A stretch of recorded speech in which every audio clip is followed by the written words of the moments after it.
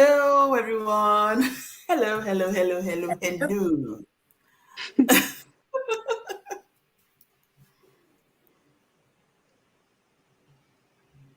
Okay, they're on. Right. Hello, everyone. Mommy, are you taking this or should I take this? You can go ahead. Okay. Hello, everyone, and welcome to our segment today.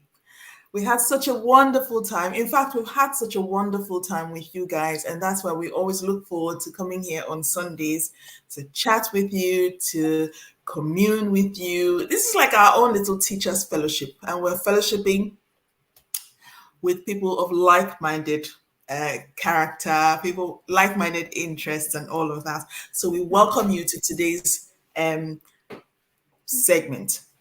Last week, we talked about parenting in the diaspora, how to keep traditions and cultures alive, especially when you look like us. And over the week, we got a few more questions from people asking if we could concentrate on teenagers, because it seems like we try to talk generally, but there's a particular emphasis on teenagers because we know that, when they get to teenage years, their hormones Mm. start to go, you know, I know what I was like when I was a teenager. Mom, if you're watching this, I am sorry.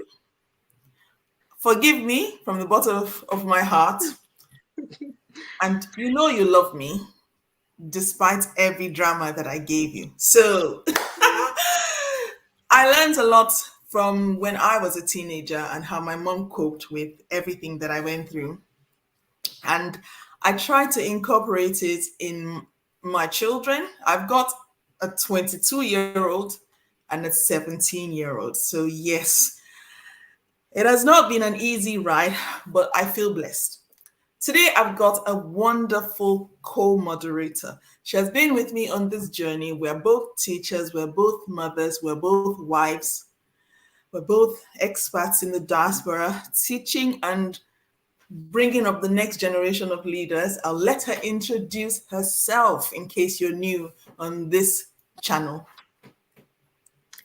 Hello, guys. You're welcome to our live session today. My name is Omowumi of Omowumi's channel. I have a YouTube channel where I talk about life abroad, teaching abroad, and I'm a licensed teacher in Nigeria, and I also have a license to teach in the United Kingdom. So you're welcome to this video, guys. Thank you, Mommy. Welcome. Do you know what? Today, someone said I never introduced myself. I'm sorry. I will introduce myself properly today. My name is Janet. I'm an EYFS trained teacher, Nigerian, from the southern part and the northern part of Nigeria because my parents are from two different parts of the world of Nigeria. It gave me a third culture sense of upbringing, and I have used that in the classroom.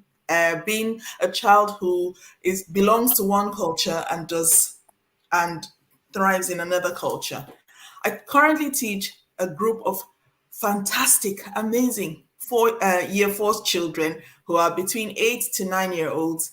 I have worked in 9 countries across 6 continents, and this has given me the chance to blend aspects of my childhood, growing up as a third culture child myself, with children who are at these international schools where I have taught. I am now bringing all of that experience to my channel to show people and inspire people to join teaching, to see the beauty of being an expat teacher, to understand the need for teachers who look like me, and hopefully guide them on a few things as they come into this profession abroad.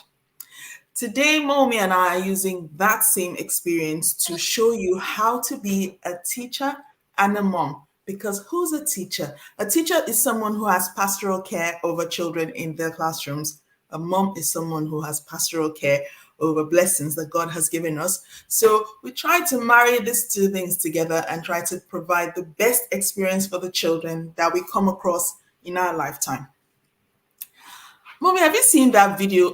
That There was this video recently. I think it was on Teacher Appreciation Day where they showed Adele, they showed Usher, they showed a few actresses and musicians talking about the teachers who made meaning in their lives. Did you see that? No, I didn't. You've not seen it? Oh my goodness, we need to share it with you guys on the channel, and I will send it to you on our little WhatsApp group behind.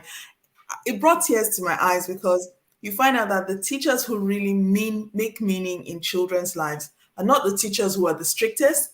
They're not the Mm, teachers who are the best knowledgeable people. They're just teachers who understand their students to the yeah. point where they understand that a student is not just a student in the classroom. A student goes beyond the four walls of a classroom. He's a child. Is a citizen. He's someone who has accountability for himself. And there are little things that happen to that student that makes the student who the student is. And I really love that. As mothers, we have the same duty to understand our children, understand how they feel when we take them out of one culture into another, and understand how everything comes together to make them who they are, where they don't really belong to one culture anymore and they don't belong to this new culture. So they're somewhere in the middle, and we have to marry this little difference that they have in the world that they are in and try to ease the way for them. How do you cope with your children, mommy? Well, Because because I'll say from last week we talked about we emphasized on the younger children, and I think that was why the person asked the question about teenagers. So I would say yes, because mine are younger, because they are younger children, you still have some. I talked about last week. I talked about naughty corner. You can still use that for younger kids when they are older. You cannot tell them to go to. yes. They wouldn't even answer you. No. So you can still use that for younger kids. Go to the naughty corner. Naughty corner means you're going the way we do in I would say in Nigeria, because I'm in Nigerian, like you telling your child go to that corner, probably raise up your hands, face the wall. Yeah, that is a naughty corner. So they're not going to probably watch TV at that time. Probably you're facing the wall. So yes, that is what naughty corner is. You're being naughty. You're going to a naughty corner. We also use I also use grounded. When your offense is a big one, you'll be grounded. Grounded means Yes, you can use grounded for teenagers in terms of, in which I talked about last week, probably taking them off their phone. But for younger ones, grounded, you can tell them to go to their room. They are not watching TV. They're not going to play on their iPad. yes, For me, I didn't buy iPad for my kids, not because I don't have the money to, or not because I'm not capable, but that is my own way of training my children. I haven't got them one yet. So we all watch. yes. It's just a principle. I yes, it's just a principle, and I train them that way in such that when they watch the TV, they know, okay, is this person's turn? It's just like they're already taking responsibility for themselves. They know when it's someone's turn. I say, okay, it's your turn, then we have to watch your own program. That's how they rotate it within them. Then, okay, it's your turn now, then all of us, we have to watch your program. So it's just like taking responsibility, and then that's, I just want to train them that way for now. So you can Yeah, also develop your own way of training your children, especially in this part of the world, because there are in which we discussed last week, there are some things that are not acceptable here and some things you shouldn't do. Yeah, we talked about school last week. If you're not here last week, the recorded version is on our channel. You can go it and watch is. that. We talk about schools, we talk about lots of things. But today, just because of the question that's been raised for teenagers and then some other things we're going to be talking about, raising a teenager is actually way different from raising younger kids. Yes, Like Jay started, for me as well, when I was a teenager, I'll just tell my parents it was my dad that understood me quickly, probably because though both are teachers, but with even though if you're a teacher, we all have different ways. I would say some teachers are also psychologists, and I'll call my dad that. yes. I think I got that aspect from him. From him. So he understood me more better than my mom. I also did, in fact, I okay, if you're watching this later later in future, forgive us, our parents. Yeah, that teenage age, you just feel like you've arrived. You can talk to me, and that is how your kids will be at that age. Those are teenagers, and I think with teenagers, because I deal with them in school, I deal with them at in the church too. I mentioned that last week that I'm also a teenage teacher in church. I could see Yes. with teenagers, you have to be patient. It's just like we spoke about during the behavior management Yes. session here, whereby we said you have to be strict and warm. That's with teenagers. You have to be Yes. strict, you have to be warm.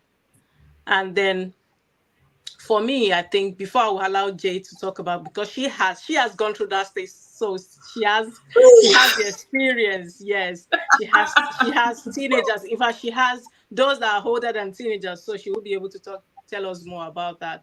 So before Yes, I go I into do. that, I would say with teenagers, you have to speak to them. You have to constantly talk to them about things. Don't just believe you I should know do. this is, yeah, don't just assume that this is they should know this. You have to speak with them.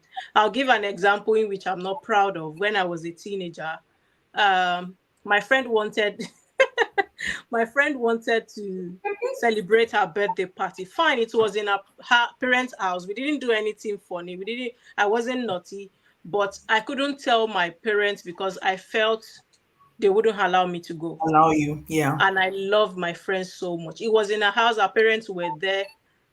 And I was in Nigeria, we do what we call extra coaching, which happens every Saturday. We go Yeah. to school Monday to Friday, and then we have the coaching Saturdays. That particular Saturday of my friend's birthday, there was no coaching. So I just told my parents I'm going for coaching. Gucci. Yeah.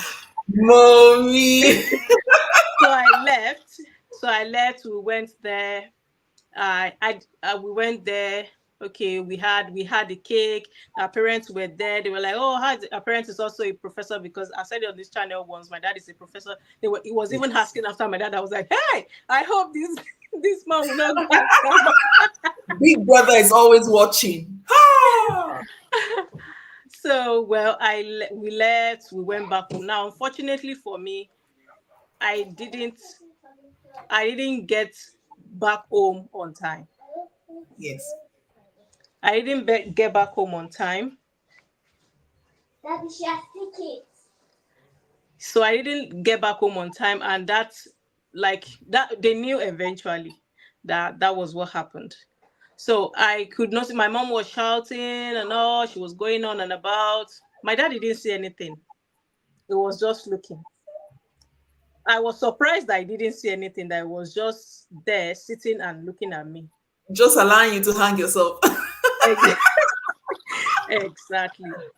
So after all the drama and all that, I went into my room, and okay, that day went. So the following morning, very early, my dad came to call me. If I thought I was in for it. For in my mind, I was like, oh, I'm dead. So he Yes. just called me, and then he said, sit down. I sat down, and he said, you're not a teenager, you know that? I said, yes. I think I was around 15. I said, yes. And he said, okay, whenever you're going, okay, because I already explained, oh, this is where I went to. Even Professor so was around. So he now called me, said, why didn't you tell us? Oh.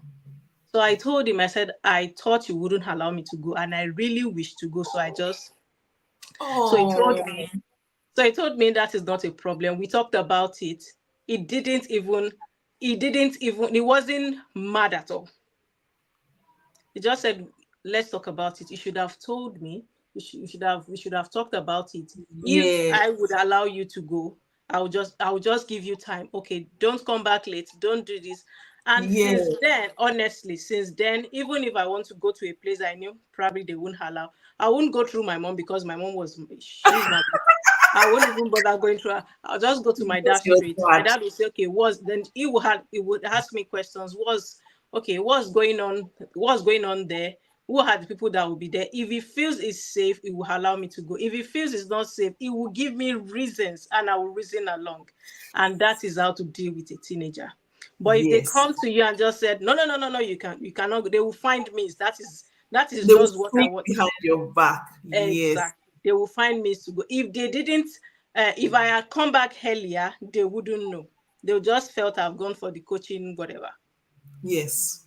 So I Do will you allow know Jay, I will allow Jay to speak at this point. what you just said now is giving me vibes of what I am like with my children. I'm a very laid back mom, but laid back but strict. I'm a helicopter mom, but I'm laid back as well. If that gives you, if that makes sense. With my children, I try as much as possible to remember what it was like when I was a teenager as well. Now, there are two things for me to do if I remember how what I was like as a teenager, because I remember that I was a bit, I was a handful as a teenager, and because I was a handful, I can do two things. I can either remember what I was like and try to checkmate them, because I will say, I remember when I was a teenager, I did this, I did this, I did this. And so I would like to, I'll try to be two steps ahead of them and try to bracket them. But I won't get very far with them because my mom was strict. But even though my mom was strict, I still did a lot of things when I was a teenager. From when I turned, I think about 13, 14, I had my first kiss when I was 13. Yes, because I decided that there was this boy that I really liked, and he liked me. And in my head, I had practice. I had this dream that we're going to get married, and he was my mom's friend's son, and so we used to go to their house on Sundays, or they would come to our house on Sundays. But I just imagined in my head that I'm going to marry him, so I'm going to start practicing what it's like to marry at this age. So you can imagine if I now if I'm when I became a mom myself, if I now decide every time I go to a friend's house and this friend has a son, and I remember what I was like, and then I'm on my daughter all the time, she and I will not have a good relationship. Yeah. Instead, I decided that I was going to be as free as possible, but I'm going to educate them as much as I can. So when my children turned 13, even though they had sex education at school, I always gave them sex education at home. Yeah, that's the You'll see best. me, I will be with the banana or the cucumber and the condom. I will be with all the different contraceptives. I'm a science teacher myself. I did microbiology. So that's when STDs, they know everything about that. The reason why I'm doing that is because I'd rather they hear the truth from me inside the Yeah. house than Mm, for them to hear it outside the house. Because if they hear it outside of the house, then they will hear it in a different way. They might not mm, even hear the correct story. It might be Chinese whispers, or it might be not Chinese whispers. Let me not say something that'll get me cancelled. It might be something that it will be this person said, this person said, this person said, and it might not be the truth, because at that age, what do they really know? They don't know everything. They're just experimenting themselves. So mm, but before I can do that, I have to create that environment where they can talk to me and I can talk to them. Because if they can't talk to me and one day I just grab them and say, okay, come and sit down, I have to tell you everything about condoms and contraceptives and keeping yourself yeah. safe. You know, I remember when I was young, I up until I was 19, my mom's rule was you wake up in the morning, you pray, you go to school, you come back, you do your homework, then we go for evening, like an evening mass for those who are Catholics. You know what I mean? We had prayer time. We had prayer time 3 or 4 times a day. I think my mom was trying to make us so deep into Christianity that we will not even think about anything else. It's Mm, biology. I tell my children it's biology. It's normal. The Bible says, go into the world and multiply. How would you go into the world and multiply if you do not start feeling in a particular way at a particular time? It is mm, biology, and it is inevitable.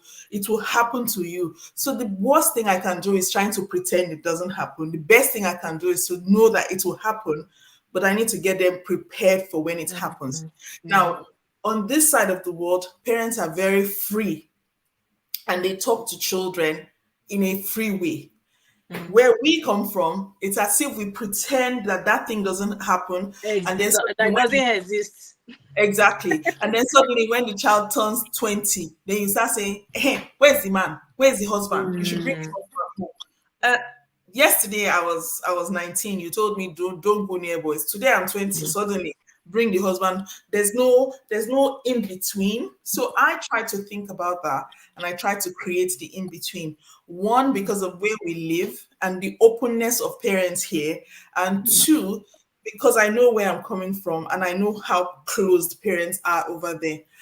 Because I build a relationship with them and I try to tell them as much as I can. And I say it in a way that I'm not joking, and I'm not using another word for vagina, for example. I'm not using another word for penis, for example. I call it the scientific name. So we're talking facts, we're talking science, we're talking what we should talk about. Yeah. But when they turn 16, we have another talk. So 13, when Mm. they start going through puberty, we have the first talk. Mm. 16, we have another talk. 18, you are now an adult, we have another talk. There's something else I do with my children. After paying when my salary enters into my account, my children handle the budget for the house. Why do they Mm. handle the budget for the house? Where do they get the practice? So if my salary Mm. finishes before the end of the month, I look at them. Mm. "Ah, you guys handle the budget." My son Mm. has my card. My daughter has my other card. So both of them have my card. And if I need money, I go to them and I tell them. And they ask me, what do you need it for? And we have that talk of want and need, so that they Mm. know this is a want, this is a need. That means this one I cannot do without it, like food, bills, and all those kind of things. And this is a want. For example, I want a new iPhone. Do I really need it? They have to get, Mm. we sit down and we talk about it. Did it come just like that? Not really. It had to build over time. It was, first of all, from the little things they did as children, in me putting my trust in them. Then it starts to grow and grow, so that I can talk to them about anything. They can talk to me about, oh, I like that boy. Oh, really? Do you like that boy? What do you like about him? And we talk about things like, what are the prospects? What do you really like about him? Is it your biology pushing you, or is it your sense pushing you? There's a difference between mother nature pushing you because it's that time of the month, or you really liking this person because he's intellectual, or what does he add to you, what do you guys have in common. So my children are more mature than their age, if I might say. They handle the budget of my house. They know that this money I have is all the money I have. If it finishes, it finishes. They know also that we need an emergency fund, because we might do things and money will finish before the end of the month. Then they look at me and I'm telling them, don't look at me. You had my salary. What did you do with my salary? That kind of thing. Of course, for me to do that, I have an emergency fund in case in case they fail, because they are still children at the end of the day. But they see how much of my money comes into my account. They know that they have to pay tithes first. They know they have to pay themselves first. That's savings account. Money has to go into the savings account. Whether it's raining, whether it's sunny, money has to go into the savings account. They know that after that, we have to pay bills. Then after that, we then sit down and say, okay, what do we need? What do we want after that? It took them a few mishaps where they failed once or twice. Oh, we didn't budget that, and it's almost the end of the month. There's no other money. We'll sit down, we'll drink Gary, or we'll eat something. We'll manage. And if I give you something that you don't like to eat, remember you were in charge of the salary this month. I wanted to give them that sense of knowing that, look, this is all the money you have, and you have to live within this means, because you saw when you know when the salary entered the account. You have my account details with you.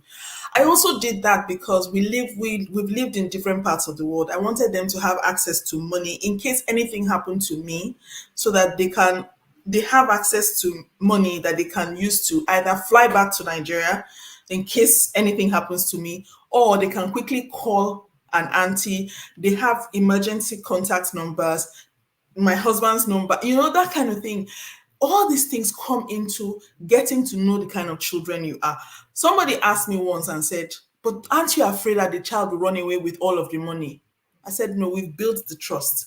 If you've built the trust to that point, then everything becomes easy. You know how behavior management in the class, if you set the rules at the beginning, then everything becomes easy after that. It comes in when they are younger and you start to give them little bits of responsibility in the class, in the house, that they then build upon until they become teenagers and then adults. Now my son is 22 now, and honestly, I know all moms say that, but I am really proud of the man he has become, because he took a few years off from school and said he wanted to first go into the industry to see what he really, if this thing he wanted to do, how does it work in the industry? Then he will go to university. So he got his admission, he deferred it, went into the industry, worked from his way, volunteered for about a year, then worked for about 2 years, and then went to university. So, yes, and this was us moving from one country to the other, gathering all this knowledge, understanding that we will fail, but just because we failed doesn't mean we stayed down. We have to find our way back up and keep living, because we have to learn as we go, and mistakes help us learn. So that's what I've done with my children. So I really like what your dad has done, because he didn't lose his cool. He understood, yes, you have to make mistakes and then learn from it. It's not about the shouting. The shouting does not help. I don't understand parents who shout, but I guess that's how they want to express themselves. But the faster we start to learn that shouting doesn't help, and we have to move forward and actually get the child to understand what it is we want them to understand instead of shouting, it goes a longer way than just shouting. Ah! I think another thing that I try to do, even though it's the hardest thing as a parent, is not have favorites, and understand that this child is different from this child. They might have both come from me, but they are both as different as my children are like chalk and cheese. One is one way and the other one is the other way. But in their moral core is still the same, even though each person has their own likes, each person has their own way of doing things, each person has their, and I don't come into the house and see one thing and then shout at everybody. No. I try to address the one person that I feel, okay, this is the person that needs maybe a little bit more correction. And then the other one, I won't transfer the aggression to the other one. Woo, teenagers. It's hard, but we have to learn how to do it. It doesn't happen in a day.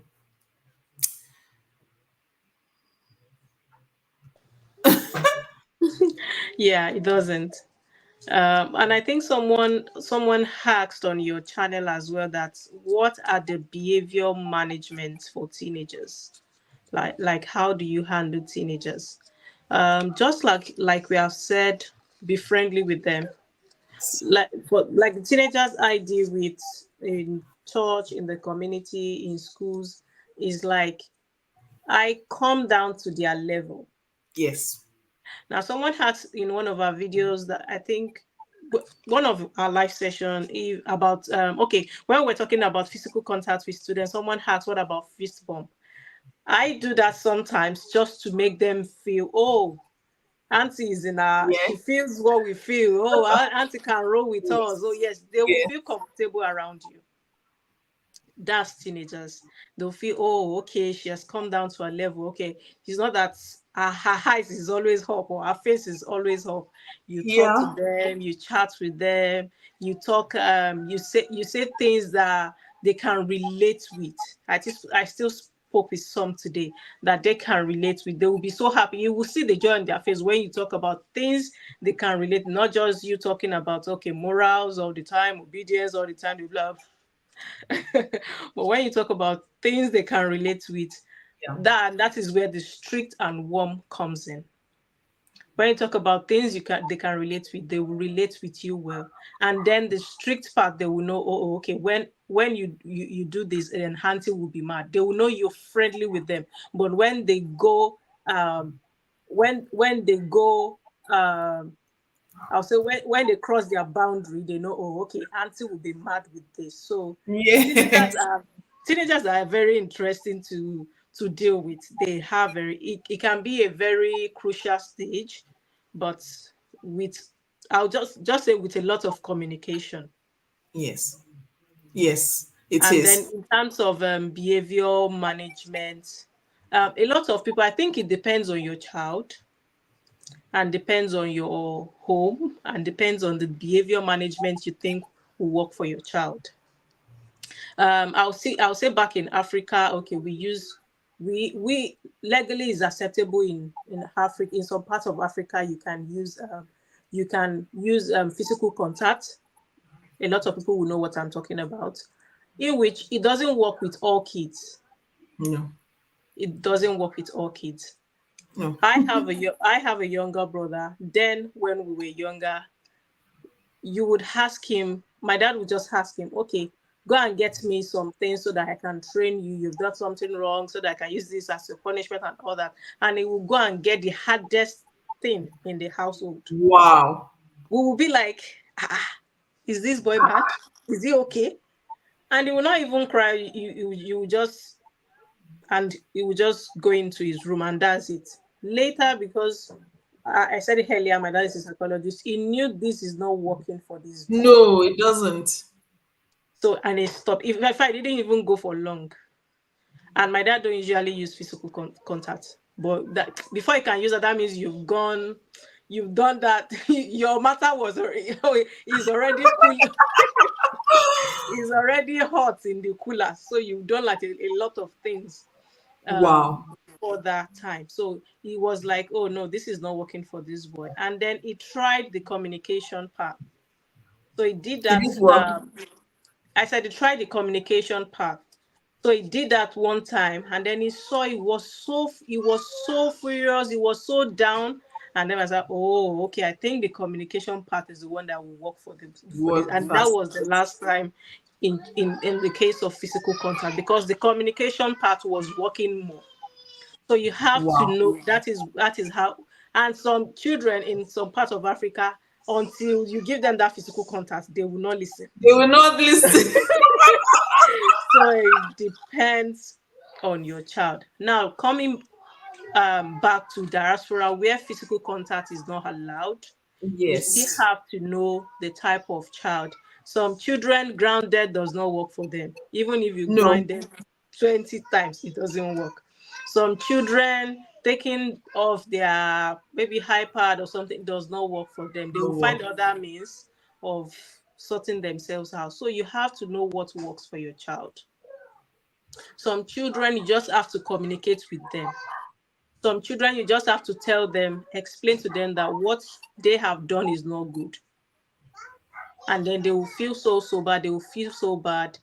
They will even tell you, oh, we are so sorry about that. So it depends on your child. Some children and you still have to go the hard way, not the physical contact, but we know the hard way you can go in terms of discipline your children. Like, let me be devil's advocate today. Like what? Well, for me as I would say for a teenager here, where physical contact is not allowed, I can tell you are going nowhere. It's a punishment. You stay at You can, home. yeah, you're staying at home. You can have that almighty hangout with your friend. You've told me about it. And if we get to that day you were supposed to go, and I'll just tell you, okay, you're not allowed to go. Oh, of course, as a teenager, he or she will be so furious. Oh no, mom, I have to go. No, you're not going anywhere. Remember, you did this, you did that, and that's your punishment. Go upstairs to your room. Thank you very much. But That would be very painful. for you to get to that point, it means that you've been fair. So Yes, that's why of course. when you Yes, say that, yes, then the yes. child will know that, okay, maybe I've done too much myself. You know that kind of thing. Exactly, exactly. And you've also built a relationship with the child because Yes, you know how sometimes we get so busy with work and we come home, we're tired, We don't really have time to sit down and chat with them, especially when they are teenagers. You know, when they get to the teenage years, they just want to stay in their room. They just want to do their own thing on the way. Do you know what I do? Tuesday, that's my day with my daughter. I'm with everybody, but then for about 3 hours of the day, we have something that we do together, and she knows that that's my time with her. For my son, my son's one is Friday, because that's when his university timetable is less. So I have that time with him. Even if we just sit down and play on our phones, he's on his phone and I'm on my phone. But I'm sitting with him. Sometimes I get up and go into their rooms and I'll just, what are you doing? Hey, show me. If he's playing his game, I sit down with his team, with his console. I can't play games. I can play games, but not his kind of game where you have to press Control C B. That one's plenty. But I will still try, and he'll be laughing, and we sort of have time to chat. We have time to chat. We just, it's a case of, okay, you're not coming to me, so I'm coming to you. I'm coming to you, and I'm going to have this time with you. And each week they know whatever I'm doing, I drop it at that time, and I'm off to them.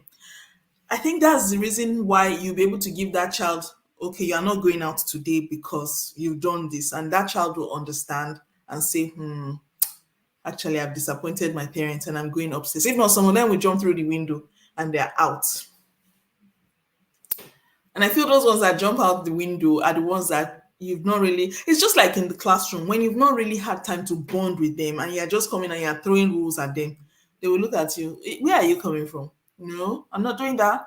No, I don't want to do that. No, you can't do this. And then, they know all their laws, they know all the rules, they know their rights. They will quote all the rights, So yes, I like that. And would you say that you having that bond with your dad, where he allows you a little bit of freedom, much more than your mom, did it make you go to him when you had problems, or would you go to your mom instead? I'll go to my dad because I know he will understand me better. Yeah. I Would will you talk say about it. We'll communicate. exactly? But if it's my mom will be like, don't you do this? My mom too. Are you sure we don't have the same mom? My mom would, I think when I grew older and I had my own children, I understood that she was doing it from a place of anxiety, as in, oh my Yeah. God, this child, Yeah. something could have happened to you. But Mhm. my dad would calmly, he would just, my dad was more of a quiet person, and he would just look at me and take it in and go, I'm sure in his head, he'll be thinking, this child, where do I start with you from? And he Mm. would try to do it in such a way that he doesn't get in trouble with my mom too. Because my mom would come and start, why did you allow her to do that? So at the end of the day, what we're trying to say is communication. Your dad communicated with you. Your Yeah. dad understood you. Your dad Yeah. had that relationship with you. Hmm. Classroom, at home, one of the biggest things that we can do for our children is to build this bond with them, Hmm. understand them, put put put put ourselves in their shoes, and remember what we were like at that age. I was a terror at that age. Terror in the sense of I wasn't bad, but I just like to do what I want to do. Till today, I still have that stubborn streak where when you tell me, I mean, one of the reasons why I think I've said this on my channel too. One of the reasons why I'm still why I started traveling around the world and teaching was because an agent told me I cannot teach abroad because of my passport. I was like, huh? Really? I'm going to prove you wrong. And many children have this in them. I'm going to prove you wrong. I think it's like your brother bringing the the hardest in the house. Like, what's the worst that can happen? And when a child has that what's the worst that can happen I mentality, it's very hard for you to change that child's mind. I know because I was that child. You tell me, no, you can't do that. You don't give me an explanation. You don't. I think I had a scientific mind. You have to explain to me. It's not. I I was very bad at cramming. I couldn't cram because in my head I'm trying to think. But how does it become that? I don't understand this. I'm trying to break down the logic behind it. And because I'm trying to break down the logic behind it, I will not do it. I'll be stuck there until I can find the way forward. And I think that's the most thing with children of especially when they are teenagers. You have to know how to meet them at the point of their need. You have to know how to negotiate with them.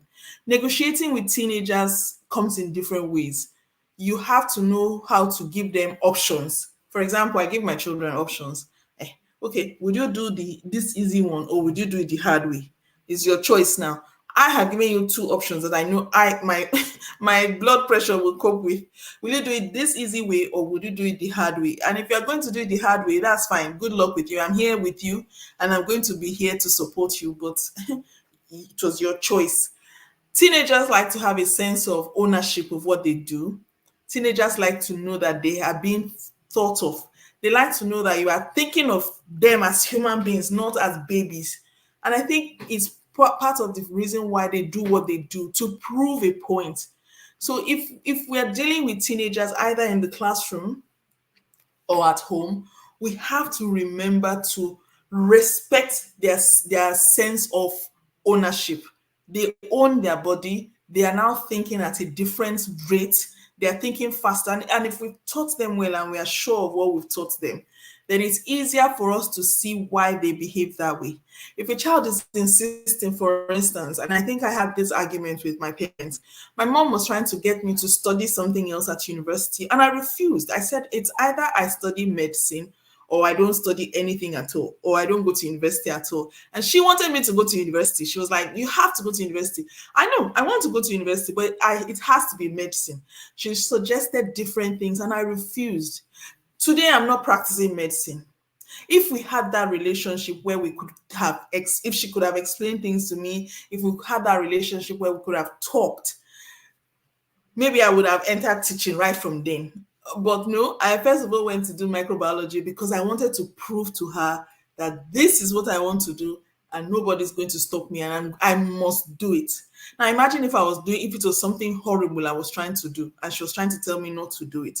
I would have carried on doing it. And it would have turned out really bad for me. So from when children are young, when you want to give them a fruit, for instance, you don't say, here is your fruit. No, here's an apple, here's a banana. So they start learning from young. You want them to eat healthy. No, here's an apple, here's a banana. Choose one. So he's now using his brain. Do I like apple? Do I like banana? I go for the banana. Tomorrow, here's an apple, here's a pineapple.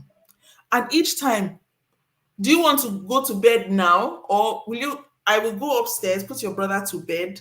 And when I come back downstairs, there's no argument. Your homework is finished. You've put your uniform on the bed. And when I come downstairs, you are going to bed. We're not negotiating. So you see, it's almost as if you're giving a child a choice. Go to bed now, and I will do all those things. Or I will take your brother to bed and you do all those things and then you go to bed. You see that child will run to bed fast because they don't want to do any work. They don't want to do it. You were going to do it in the first place. It seems as if you're giving the child a choice, but you've not really given the child a choice. You've made him feel as if he's the one who made the choice himself, but you are the one who made the choice. And I think that's how I bargain with them in the classroom as well. Are you going to do your work gently or let the others work? When the others are going out to play, you will do your work. Choose. It's up to you. It's up to you. I'm not shouting, you are not shouting, nobody's stressed, but you have a choice. Do it now while everybody's in class, or when they finish working and they've gone out to play, you've been playing inside the class, you do your work when they've gone out to play. So children will always have that choice. What do you think about that? Well, you're right. Sorry, I went off parenting. No, I decided to check on the kids. I carried on keeping them entertained. I hope you guys are entertained. I kept you entertained because I knew it had to be the children because it's almost their Yes, bedtime. yes. So, just like you were saying, and I'll use the bedtime as example as well. So you Yeah. have to give them from starting from when they are young. Children will ask you why. Yes. And that is the reason for teachers as well, when we teach our students, there was a topic I was teaching my students. In fact, while planning your lesson, you need to search, if you don't know, what that topic would do for them in the future, Yes. because one of them will ask you. You cannot be teaching us Yes. about the nucleus and Quadratic all that. equation. And for that, Yes. what does What that am have I to going do to do with with me? it? Yes, what does that have to do with me? So you should have a reason, and that is also applicable with children. They will ask you why. Even if you fall, they will still ask you why. Yeah. If you cook for them, they will ask you why. If you Yes. give Why are we them eating fruits, this and not eggs, this? and not this one, and then you give them, yeah, exactly, and then you give them reasons. There was a day a friend of mine was telling me that the child told her that the beans in their school is healthier than the beans she's cooking at home. I told her, do you know the reason? Because in school they would give them reasons why the meal, Why school meal, is good, but you've is not healthy? given her reason why your own beans is amazing. So that is just with kids, Yes. and that is how they go on and on to the teenage level. So you need to let them, even when, like Jay said earlier, she said she does sexual education for our children. At Yes. 13, she will do the sexual education. At 16, if you don't tell them why. When Ah, my mom was doing my own, she did for me. I think when I was around 12, she did for me. She really? didn't tell me. Yeah, she did. But My mom never said anything. no, you Anything. I know the learned kind of everything on my own. Jay, you know the kind of sexual education whereby they will tell you, if a man touches you, then you become pregnant. Is Ah, that it? oh, okay. That's the one my mom did too. She did it. She Exactly. said, "Ah, your period has started. That's it. If a man looks at you, run, run, run. If he holds so your there hand, you're pregnant." so there was no even avenue for you to ask why. There were, Yes. but in this part of the world, your children will ask you why. So in fact, before you call them and have that communication with them, already just know the whys that you're going to get, and try to get the answers. Yes, the answers you're going to give on the topic you're going to discuss with them, Yes. because they will ask you. Even if they don't ask you, children, they have this brain that even if they don't ask now, after talking about that particular thing, their brain will continue working, Yes. and Yes. start thinking about what you have talked about in a lot of ways. So Yes. before they will go and ask outside, just like we have said, because there are a lot of bad peers, bad influence, before they will go and ask outside and say, oh, my mom talked about this, she didn't give me the reason. Do you know the reason? Because I've been thinking about it. You already gave the reason at home. You already gave the full information at home. So that is where communication Fine. comes in. Yeah, that's fine. That's fine. So that is where communication comes in. Everything still comes back to communication when it comes to teenagers. Yes. And if your husband is not okay, so when my children were younger, I told my husband, I said, ah, you are a man. He's here, he's laughing. You are a man. Honey, come and say hi to everyone. Don't put me on a live. I'm putting you on the spot today. Come, he's always here when I'm doing my live. So today I'm going to bring him so that people will see him. So I told him, I said, children are growing. You are a man. You have man parts. I'm a woman. I will take care of the daughter. You will take care of the son. Mm. He said, ah, that's for school to do. He said, that's the school. It's the school that will do that. So if you have a husband like mine who thinks, oh my God, because I think because he didn't get that kind of education too. He got the kind of education that I got too. Don't go near a girl is what he got. My own, I got if a man holds your hand, you will You are get pregnant. pregnant. If he looks if your eyes link up with a man's eye, you are pregnant. In fact, if a man sits beside you, you are pregnant straight away. So you know me, I was that kind of child. I was like, really? Is that how people get pregnant? So I held this same.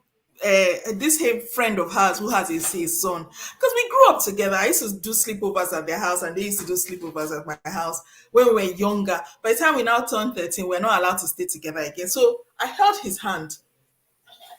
A week later, I was waiting to see if my tummy would start. You see the steps that got me to that kiss. I Mm. was waiting. I was like, my tummy is not getting bigger. Sometimes I will even ask her, Mom, is my tummy getting bigger? She didn't know I was asking her that question. She didn't know I was doing my own little experiment in the corner. She said, No. How long will you know if there's a baby in your tummy? She said, from 2 weeks. She didn't know. She said some people have morning sickness, but after some time you just start getting fatter. Then she said in her own case, her nose used to get bigger and all those kind of things. So every day you see me in front of the mirror looking at my nose to see if it was going to go bigger. After a while, I thought that's not true. I've held his hand so many Mm. times. I didn't get pregnant. What else did they tell me will Mm. happen? I want to experiment. We'll sit together. There was a day I even sat on his lap. I was like, maybe this is how the pregnancy will happen. Then I thought, maybe we need to stare in each other's eyes. We'll stare in each other's eyes. And all this time, me and him were, do you understand? We're teenagers, so we're starting to look at each other in a funny way. And meanwhile, I was doing my own experiment in the corner. So the day he kissed me, I was like, I'm going to, today is the day the pregnancy entered. When the pregnancy didn't enter, no, not it even made me not believe a lot of things anymore. Mm. I didn't believe a lot of things, and there's nothing as bad as a parent putting a lot of effort into making sure the child stays in one narrow way, and then the child is doing her own experiment and seeing that all that one that they were saying. That's maybe it happens to other people, but not me. I'm the one that, in fact, I'm more powerful than everybody. So you can imagine if only she had told me the truth. I know she was trying to protect me, but if only she had told me the truth. I think some parents find it hard to talk about such intimate things with their children. Some things are just harder for some parents. Sometimes some parents, it's hard because it's not how they were brought up. As the world is changing, parenting styles are changing too. And when you bring your child from Nigeria to the diaspora, you've multiply that rate of chemical reaction, I mean, how would I put it now, by 100. Because where things will happen gradually in Nigeria, change will still happen. You bringing your child from Nigeria to the diaspora, the change has happened times 100, times 1,000. The food is different. The way children talk to adults here is different from the way children talk to. So you have to keep up with it, and the talk will have to follow it. Last week I said you will talk and talk and talk and talk, explaining why is talking, explaining sexual education is talking, explaining every single thing. I'm giving you beans today because this beans has proteins, it has fiber, it has legumes. Because the teacher is doing it in class, you better be doing it at home, or else you will lose that child. You will talk, and you have to be patient when you are talking. And that patience will want to drive you mad because in all of that, you have your own job that you are doing, especially if you're a teacher, taking care of other people's children. It's a lot of talking. It's a lot of talking, but we will get there. Oh, help us, God. We will get there. We will get there. Amen. Amen. Oh my goodness. So, what about balancing, apart from teenagers, balancing their first relationship? Imagine your child has a relationship. How do you balance that? Because I know how I balanced oh my God, it was something else. Ah, Well, because I have younger kids, I don't know how we're going to do that yet, but I think fine. We're still going to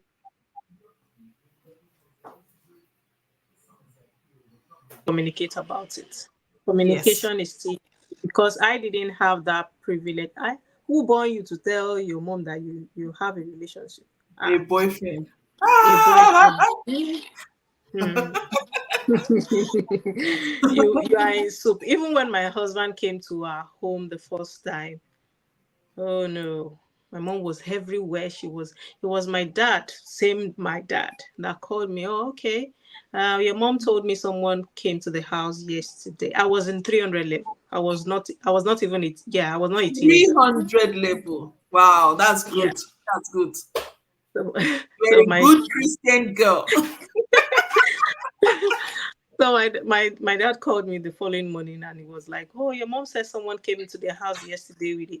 Your friend came into the house yesterday. Fine. He wanted. I didn't even know if we were dating. So my dad said, "Oh, I was just advising me that you're no longer young. That if probably a suitor sees you around men, he might have a wrong impression, or are you dating?" Though I knew he used the adult sense. He wanted Yes. to know, yeah. Yes. So, Yes. or are Of you course. dating? And I said yes. Oh, okay, okay.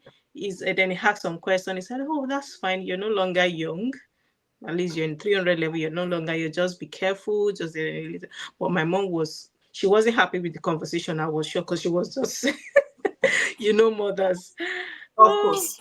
yes, I yes. know So how we are. We mothers, we overprotective. too much. Yes. Sometimes it's too So much. Oh my yeah. goodness. So I think if that happens, and then I know my children will get to that age at some point, we are definitely going to talk about it, because if I don't talk about it with them, they will hide. They will hide it from me. They will Yes, they hide it. would. Yes, they Yes, will they would. hide it from me. Ah, they Yes, they would. will. Even as at that time, I wanted to hide my now husband, then boyfriend, but he was ready to come and show himself. Oh, this is the person. He was ready. I was. Let's just do this secretly, but he was ready to. I was not ready because I knew how dramatic my mom was. So you're just going to talk.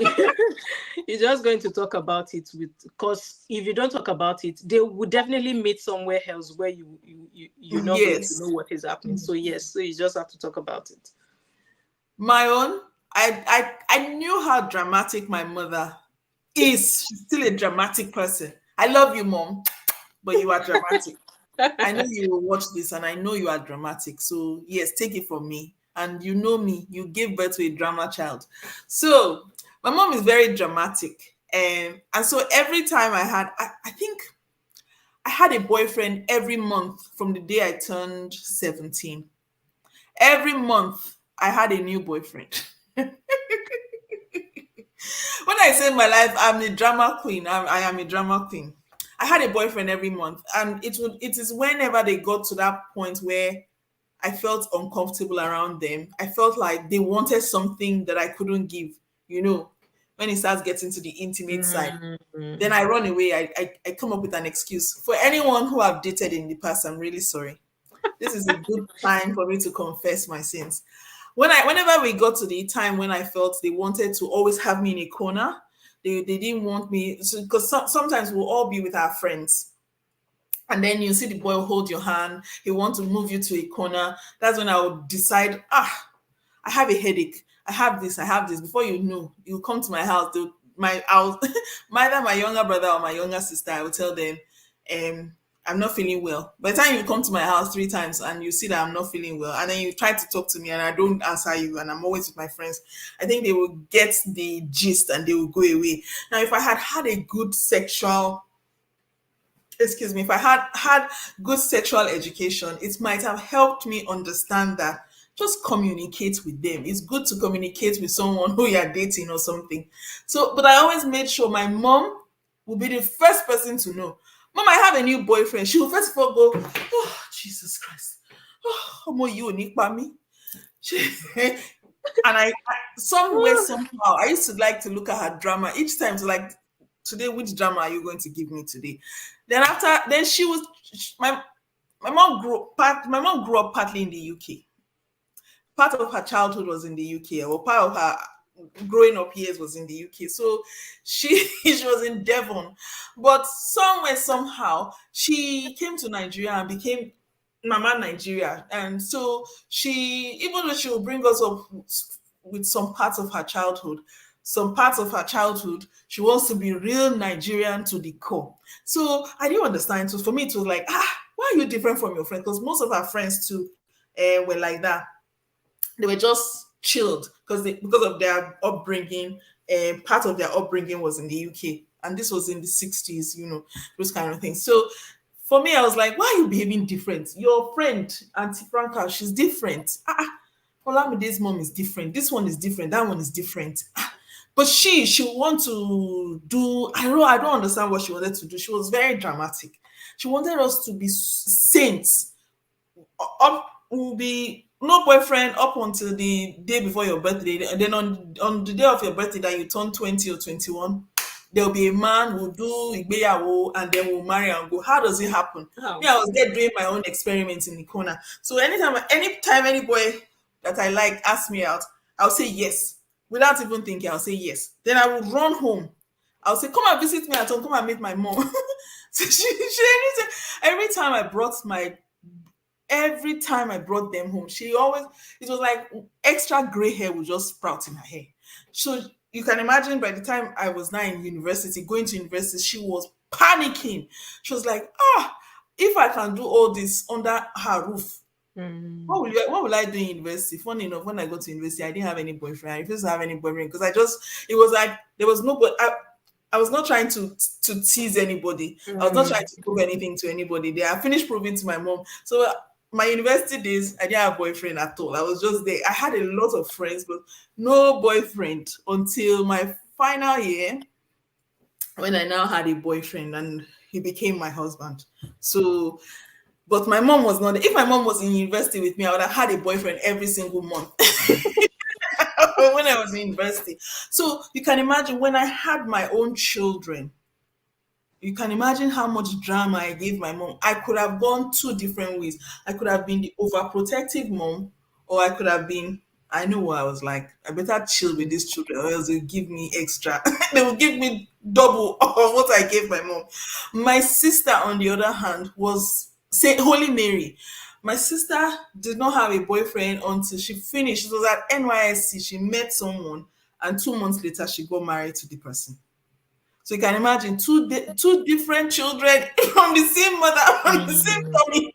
So it was just you have to understand your children. You have to be less dramatic. You remember last week we were saying it, when they talk to you, don't say ha. Mm. No, hmm, so Mm. what happened? Because if you have a child like me, that ha that you do all the time, you will do it until you are tired because I will make sure you do that ha ha ha. In fact, you will shout, hey! Hey, then I'll be happy. I'll be like, yes, I think today's drama was just enough. Tomorrow's drama has to be more than that. You have to understand your children.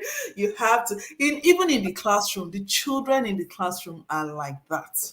The children Mhm. in the classroom are like that. If they know that if they push your buttons, you are the kind of person that Mhm. pushes your buttons a little, Yeah.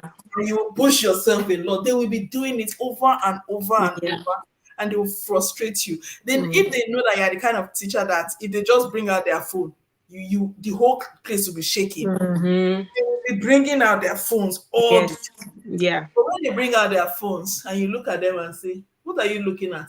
No problem. You can either put the phone away and do the work, or when everybody has gone outside is when you will do your work. So play your Mm. play now. Then that child will think, no, actually, I don't want to do that.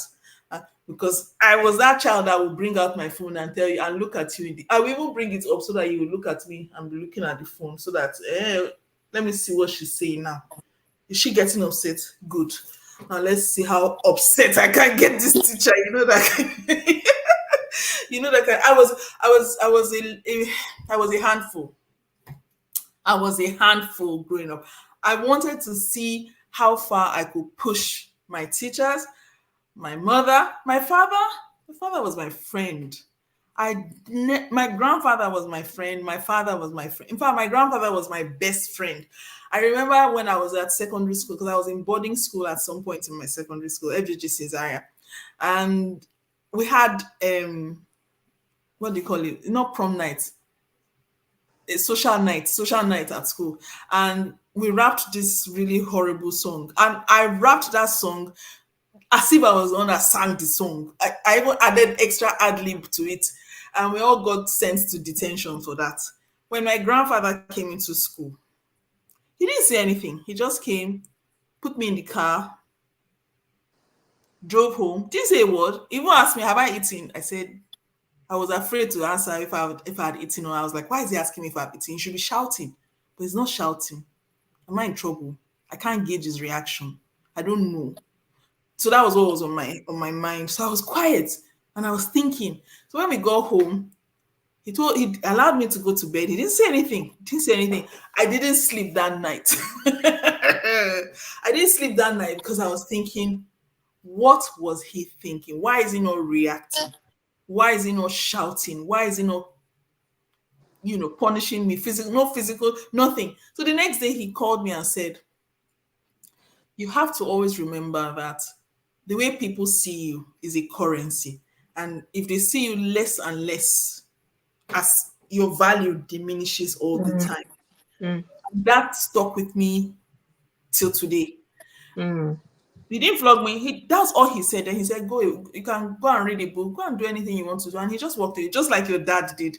And I'm like, that touched me a lot more than all the shouts, all mhm, the physical punishments that I've ever received in my life. That stayed with me till today. And that must have been about what, 30, 32 years ago. I still remember it till today. So we have to remember that whatever we do in our children's lives mm. leaves a lasting impression. Yeah, Losing control does not help. yeah. They will laugh. Even if they don't laugh, to them it's like, and we expected that. But if you give Mm, them what they are not expecting, like mhm. silence, Yeah. it's worse than I was ready to go and bring the cane to give to my grandfather. Okay, just flog me now so that it's over. Because I don't Mm, understand where we are in this funny, we're in this funny place where you are not talking, but I know I've done something wrong. But I don't understand why you're not reacting. I can't get, I'm not getting the vibe. Show me something. When he now said that, that was the only thing he said. He said, people, the way people view you. I'm not saying live your life thinking about what people will say, but remember that your value is a currency, and the more people see you in a bad light, the less your currency becomes in the world. And that just opened my mind. What do you want to add to that? well, you said everything. Someone is looking at me and thinking, this Jay, she's a real drama queen. Shout. No, you've actually said everything. In fact, everyone watching today, if you have a teenager or you have younger ones like me that will soon get to the teenage age, we've learned a lot today. You've said everything actually. You said everything. I don't think I have anything to add again. I don't think so. Yes, yes, you've said everything. And That part, I also use the method in which I can relate with what she said in the classroom. Sometimes my students will bring out their phone and I'll just look. They know it is wrong. So yes, they just want to test your patience. They just want to see what we misdo. And then yes, I'll just look at them like this. You know, I was telling someone that my students in my classroom, we use this attitude, is it attitude, or I would say ways of communication in Nigeria, whereby they will say omo mojudas in Yoruba, whereby you use your yes. height to communicate. I To use that talk a to the lot crowd. in my class, and they know I'll just do like this. I wouldn't even speak. I wouldn't even talk. They'll be the one telling themselves, "Oh, Miss doesn't want that." And you can I'm see not she's not. even shouting. Yeah, Yes, because you are not reacting. Other teachers will react. You are not reacting. So in their head, they are thinking, ah, exactly. is it worse that is going to come? Better put it away because we don't want to Mm, see you. Like, ex- yeah. exactly. And they think, oh, okay, is she? Some of them will even be thinking ahead of what I've not done. Oh, she has pressed the on call button. Oh, then she's going to give us attention. Oh, I'll just be Yes. smiling. He'll be thinking Meanwhile, that I'm not even doing anything.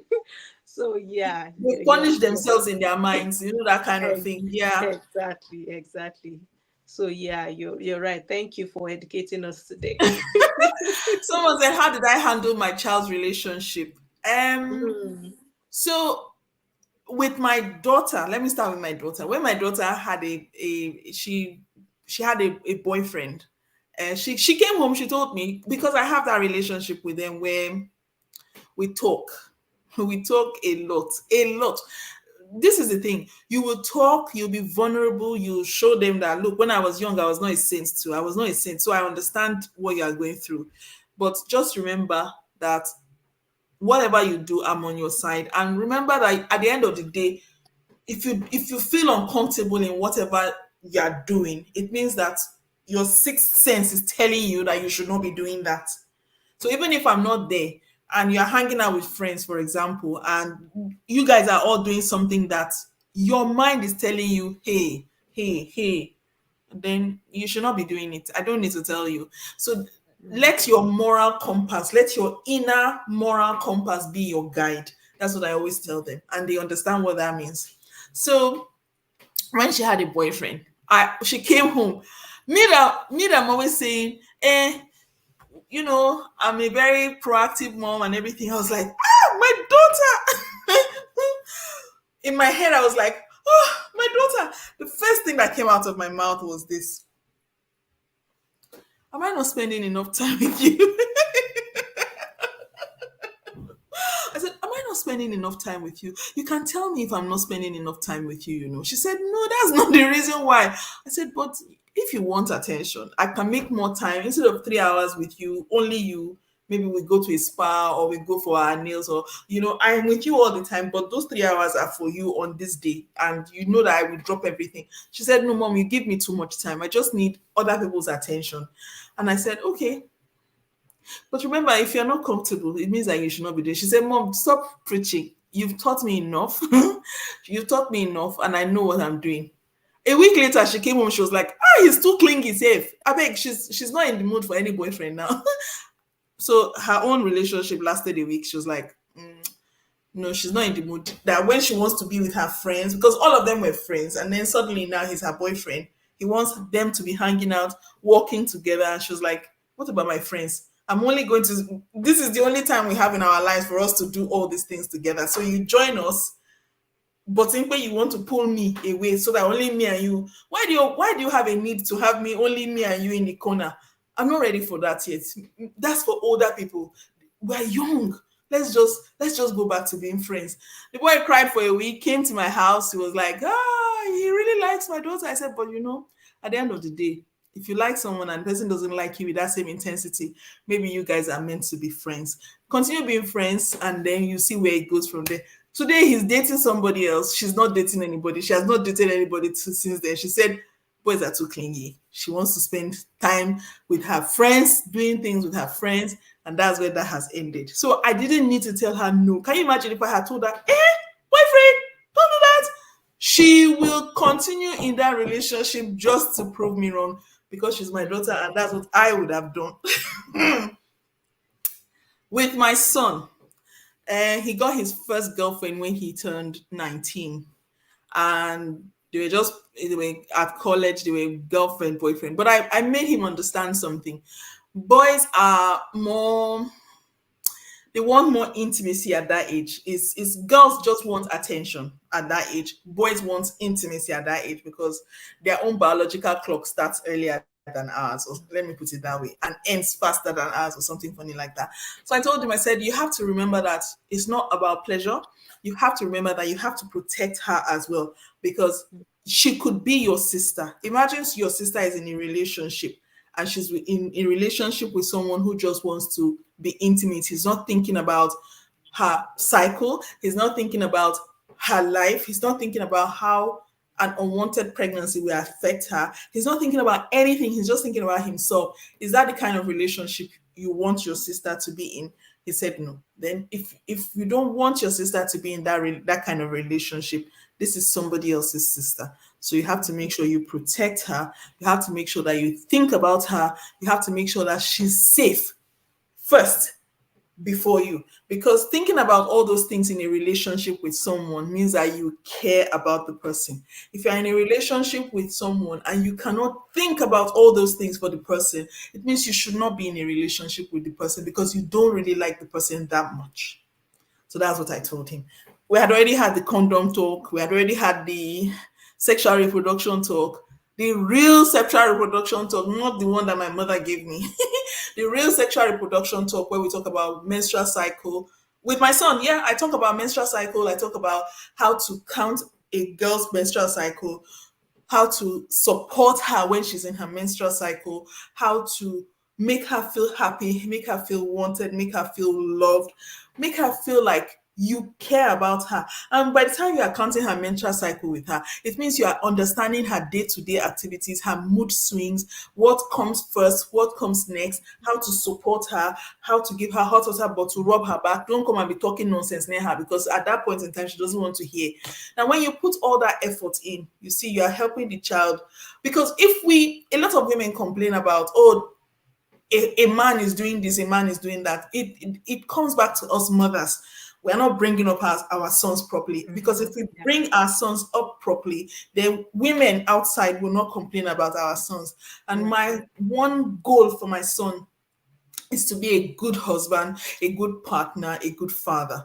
And I don't know, the woman he will marry will tell me if I've got pass mark or not.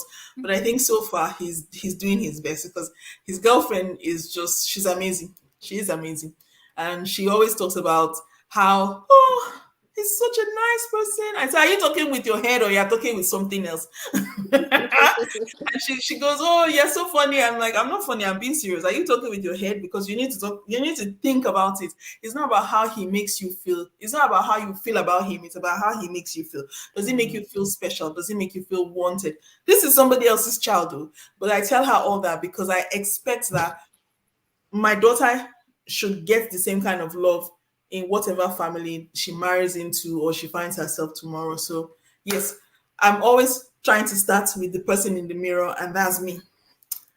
So that's me and my children. That's how I handle my child's relationship. And but one is in a serious relationship now. He's 22. I've told them they should not marry yet. They should relax and enjoy the company. Grandchildren will come later down the line, but they should enjoy their lives. They can travel together. They can do things together. And she's always welcome in my house. She knows that if she comes to my house, she can be on my bed. She can go straight to my bed. We have the talk. I gave her the sexual reproduction talk too. Not because I feel her parents have not told her, but yes, I want to be sure me I'm giving her that same sexual reproduction talk that I gave my children so that it's not just my son being safe, she's being safe too. Hmm. That's amazing.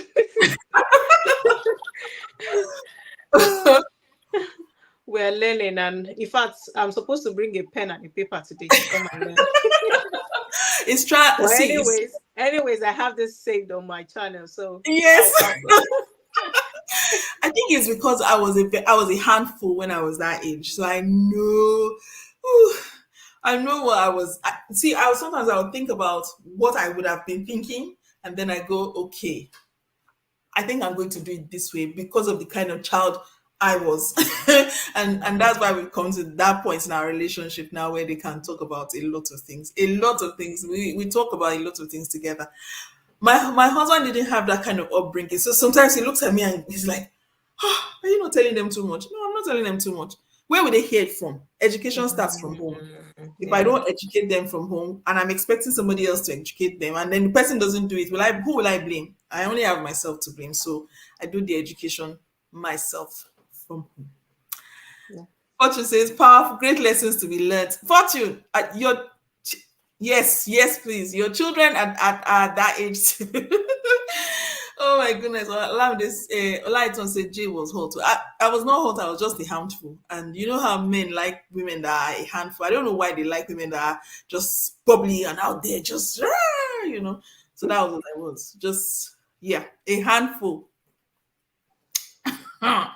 I don't know. I just used to like to see people's reaction to things. Like, well, how would that person react to this? Oh, really? Oh, okay. It was my scientific mind, maybe. I don't know. I don't know. I just couldn't stop myself. So that's it. That's why when my husband married me and he found out I was still a virgin, he was shocked. He said because everybody at school thought I was not. I was like, really? Well, I am. So yes, that's another story for another video like that. So yeah. Today, are we going to tell them a little bit more, or are we going to stop? Before we will say, they will say we've given them full encyclopedia today. Well, I think we should stop here for me because we're talking about parenting. I've been off twice now just to go and check on the kids. I can hear my brain is splitted. One is here, one is What one is is this? where they are. Yeah. Thank you so So much. Thank you so much, everyone, for joining us today. Do you want to round it up, Omomi? yes, thank you so much for joining us today. Thank you so much. Thank you for the part one. Thank you, and we have a part two. And I remember something where when we were planning for this live video, in which I'll just chip in, not really in line with what we've discussed today, but still about parenting, is men. I mean, the husband should also help the women. We've been talking about our mothers being Margaret Thatcher. We talk about the father role, the fatherly role. So men should not all push everything to the woman and say, oh, go and meet your mother, go and meet, especially African men. They'll be like, go and meet your mother, go and meet your mother. No, let us train these children. Just like Jay said, her husband handled the boy and she handled the girl. They splitted. Fine, she was also in the boys. She Yes. also communicated. Yes, not like it was splitted that you take the boy. No, but men should also, because I see that is common among African families. They'll be like, go and meet your mom, and the mom is the one doing all the Everything. Yeah. communication, everything. There are a lot of things that mothers cannot handle that the fathers need to come in and handle. And if you're a single parent, probably the husband is not in the picture. Yeah. Fine, you should communicate. I'm just talking about families that um the husband is there Yeah. as a father, so you shouldn't be absent in your children's life. So guys, we've come to the end of today's live session. If we remember anything important, I think maybe there will be a part three, but I don't think so. But I don't think so. So thank you guys for joining us today. Hopefully we see next week Sunday, and we'll bring something hot, very hot for you Something next week. entirely different next week Sunday. Entirely different. Yes. We're trying to get 3 or 4 guest speakers on next week, Yes. and we're Yes. going back to teaching proper. We've talked about teaching that has to do with parenting this past 2 weeks, but next week we're jumping back into teaching proper because there's a lot of things that we want to cover. We want to cover lesson plans. We want to cover report writing. We want to cover a lot more things. So, and with your suggestions, of course, you can see today's segment was someone's suggestion, and it created this. Last week's Yes. segment was someone's suggestion. So if you just tell us what you want us to cover, then we will cover it for you Yes. for your listening pleasure. So until next week, right? Or are we going to give them a Yes. party one? Until next week, guys, have a beautiful week ahead and enjoy your holiday. Wow, everybody's Yes. on holiday now. Oh wow, yes, I've been on holiday for 2 weeks, so I think I'm getting to the middle of my holiday now. But yes, it's been a wonderful time. Thank you so much, everyone, and good Thank night. you. Bye. Bye.